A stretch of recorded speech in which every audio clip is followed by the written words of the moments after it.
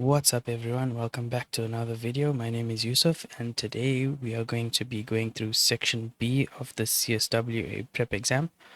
This question is divided into two parts. Problem 1 is divided into part A and part B.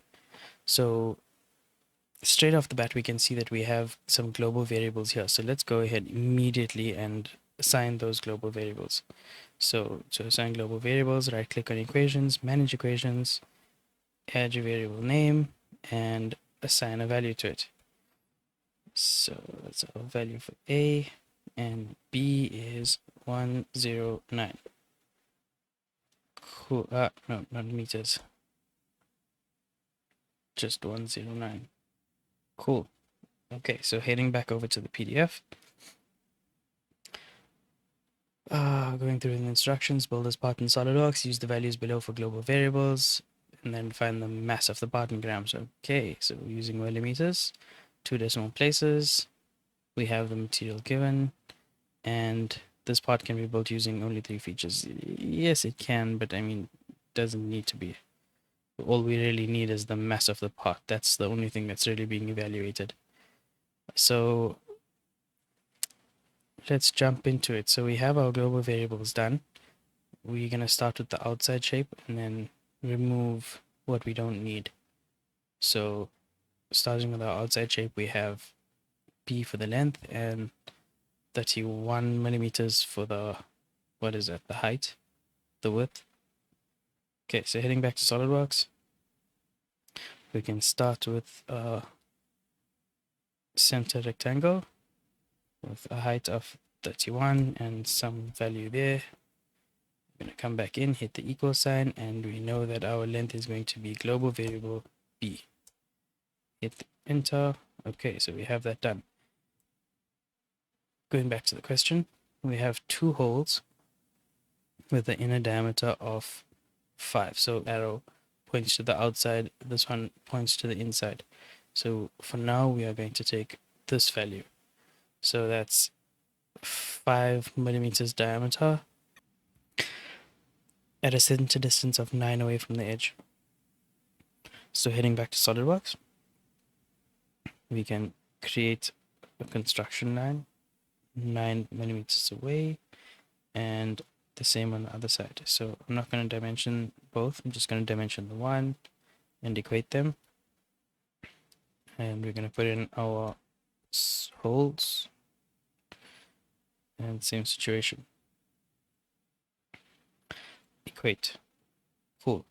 Then if we look at the question again, we have these cutouts on the corners. So from the corner, it's a circle with a diameter of 18, so a radius of 9. So heading back to SolidWorks,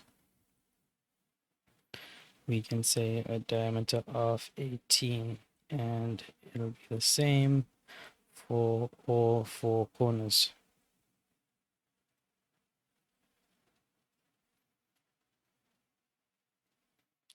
Equate them to each other, and that's the basic outline of our shape. So if I wanted to maintain the 3 features guideline, I'd trim away all of these excess pieces that I'm not going to use, and I would fillet these in the sketch, but I'm not going to bother doing that. I'm going to extrude the shape that we want in the middle here. So the depth that we need to extrude it to, going back to the question, is a multiply by 2. So we can go ahead and we can say global variable A. Oh, it's actually, so just something to note, if you have to use just global variable A like that and we hit the tick, it evaluates to the value of A at that time. So that's 1.5. So if ever we have to come back in and change the equation, so if we have to change this to, let's say, 3, you'll notice that everything else would update, but not this, because when we assigned the global variable to this, we didn't use the equals to A. So we basically took a spot value of A. So now rebuilding that, you'd see it updates.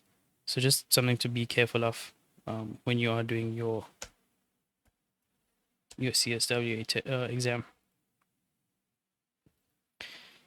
Okay, so we have this, and then now I'm going to fillet the corners. So heading back over to the question, our corners all have a radius of 3.75. So let's do that. Select all of them. 3.75. Okay, we're starting to look pretty good. Oh, just realizing this is actually supposed to be a times 2. So this is equals to global variable a multiplied by 2. So that's what we're actually supposed to have. Okay. Now we know that we can cut away our recess. So heading back over to our PDF, we can see that we have a recess that has an inset of A all around. So let's go head back over to SolidWorks, create a sketch, select the face, offset, and we can't assign it here, so we're going to assign some arbitrary value, reverse, confirm. So when we have this value here, we'll double click again and then assign it to A. Okay, looking good. We're gonna cut that away. The depth we need to cut to, heading back over to the question, is gonna be to a depth of A. So we're gonna ignore this, the height of this for now. We're just gonna cut everything all the way back to A, and then we're gonna get back to this in the next feature. So heading back to SolidWorks, this is going to be equals to global variable A. Hit tick, and we are looking good. So now, lastly, for that cylinder, a protruding cylinder, we are going to create a sketch. It doesn't really matter where. We'll change where it starts from and ends at after the fact. So when we're doing the extrusion, so we're going to create our 2 circles. We're going to equate them to each other. And then we are going to dimension it. So the dimension of these cylinders is going to be 5 plus A multiplied by 2. So that's equal to 5 plus global variable A multiplied by 2. Okay, so that's sorted out. One more thing to note is that if we have to extrude this, we lose our hole. So that basically will extrude straight through a hole, which is not what we're going to do in this case. So what we're going to do is we're going to convert entities. I mean, you could draw a circle and set them equal, but convert entities will do exactly the same. So now we have a region outside of that hole, and we can extrude it. So we're going to set our offset from the rear face, and our distance is going to be equal to A global variable A multiplied by 0.5. Okay, and we're going to reverse the offset. Perfect. Now to offset this in the other direction, we're going to change where our extrusion starts from. So we're going to select offset, and we're going to do exactly the same equation. So global variable A multiplied by 0.5. Okay, so now we have our nameplate. Last thing to do would be to assign the material.